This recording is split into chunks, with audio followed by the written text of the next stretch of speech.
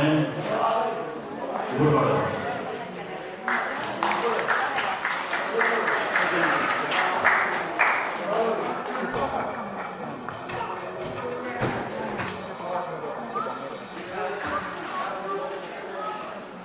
This is why we came to Ghana.